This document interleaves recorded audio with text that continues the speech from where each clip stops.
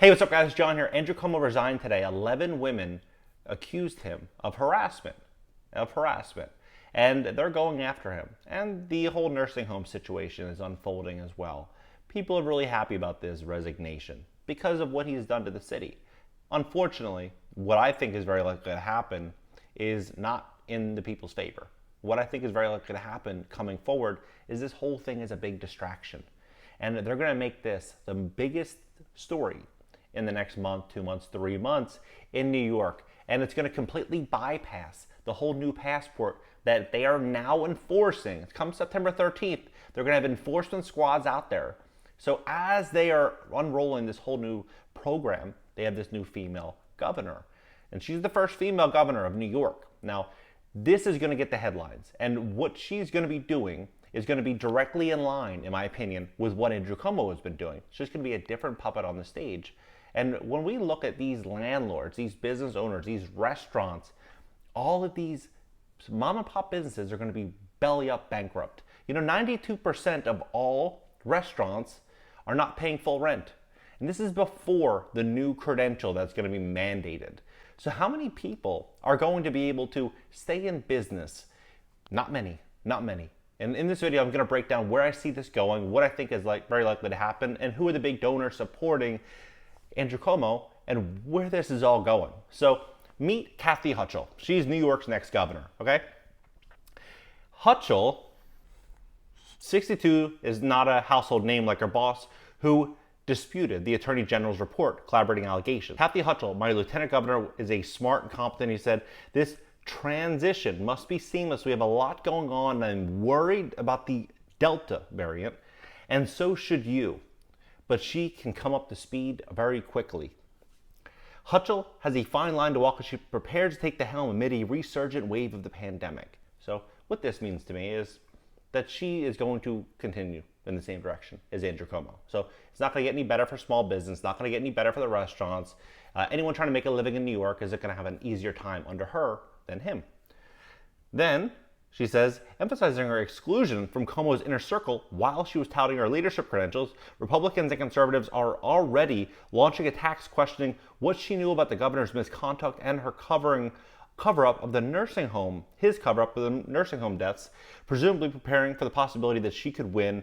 So what's going to happen is all the news media attention is going to be about her, what she knew, her relationship with Andrew Cuomo, all these little small distractions that are almost irrelevant to small mom and pop businesses. Then she goes down and says Hochul must be prepared to explain how Governor Cuomo's toxic work environment, especially towards women, so they're going to really start spreading, unfortunately, this narrative about women in power and how difficult it is working under a man. They're going to continue spreading this inequality. And I'm not taking a position on, if that does or doesn't exist. I'm simply looking at it from the perspective of people in New York, what they're doing right now. The people that are, on unemployment, they are behind on rent. I mean, there's millions of people right now struggling. I don't think this is what they care about most. I think when they have a little 7 or 8-year-old son at home that's hungry, I think putting food on his plate is going to be more important than any of the drama that they're going to be selling on the mainstream. He continued in a statement, it's impossible to believe that Ms. Hochul is unaware of the dynamic in the executive office. This is a natural line of inquiry. We expect members of the news media to cover it. So this is where they're going to be going with this. And when you just type in her name last week on Google, every single article is not about small business. It's not about anybody doing any better in New York. It's all about her being the first female governor. Okay, who is her husband? Well, her husband on December 23rd, 2009, Barack Obama nominated Bill Hochul to serve as the United States Attorney for the Western District of New York. He was confirmed by the United States Senate by unanimous consent March 10th, 2010. According to the Am-Pol Eagle, Bill Hochul is the first Polish American to serve as the federal prosecutor for the Western New York State. So he's connected with Obama. I mean, they're all in the same circle here. They all have the same view. And it's going to be so fascinating, too, as Cuomo detractors say resignation shouldn't be the end of the scandal. Governors should be prosecuted and arrested. So I think they're going to give us this whole 9 yards about him and all of the accusations and the nursing home. They're going to be talking about this nonstop in the media. No other no other meaningful topic in New York is going to be shared because it's all going to be about her and him.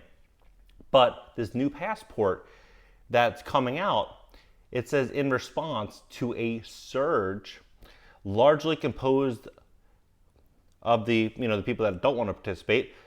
Mayor Bill de Blasio announced last week that proof will be required in the city. Okay, beginning August 16th. August 16th. So she takes really possession of his seat 14 days from today, which is August 24th. So 8 days after she's in office, this has already been in play. So 8 days after. So they're going to be just really, really aggressive about all of the trials and tribulations that she's dealing with now as the new governor under, all the havoc that Andrew Cuomo left. So beginning August 16th, New York will become one of the first cities in the U.S. to require it, such as you're going to need it for movie theaters, concerts. However, in a slightly confusing move, City Hall stated enforcement of the order will not actually begin until September 13th.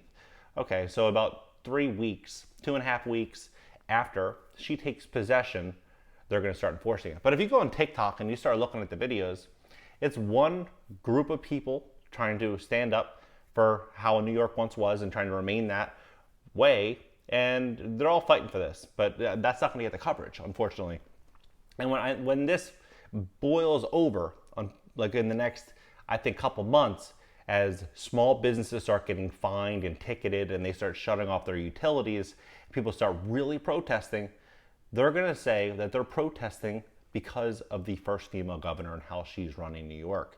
And it's a sad situation, but not many people see this. Look at the donors for Andrew Cuomo. So he has 49 billionaires worth about $280 billion. They gave him $4 million. One person gave him $20K. That is extra interesting to me. Soros. Soros gave him $20,000. So Soros, Obama, Clinton, they're all together. They're all together in this, and this is where things are going to be going. Is these privacy trade-offs with this new passport, where it's going to be essentially telling them every single place of business that you go into, what you can and what you can't do, when you're allowed to go do something, when you can't do something. This is going to impact people's ability to move around and navigate. That's what's going to happen. So as this unfolds, what does this do for small business? That's the big question that I have. Because with 30,500,000 small businesses in America that depend on face-to-face human interaction, what is this going to do? Well, with the higher cost of minimum wage, higher taxes, less people supporting your business, because not everyone's going to want to comply with that, it's going to drive revenue down. And if rents are fixed, your office lease is fixed, your storefront building is fixed, everything's fixed, and you're making less money, the rents have to come down, and so do the tax revenues. If tax revenues are falling, what that means is that there's less people, less police on the street to patrol, the streets are going to get eroded faster, schools are going to have older textbooks, education's going to fall, everything is going to fall in accordance with the revenue that is driven through the taxpayers. There's going to be less tourism because people are not going to want to travel from London to New York as much as they did 2 years ago. Because, if there's a family of 5, there might be 2 people in that family that don't want to follow New York's rules. And because of that, the whole trip will be canceled for that family. That's going to be a very common trend. So I see big problems coming for New York. And this whole distraction with, she's probably a nice lady, but this whole distraction here is it's all here for their benefit. It has nothing to do with us getting really what is right, which is transparency and honesty inside of the system, which would be Andrew Cuomo resigning for the right reasons.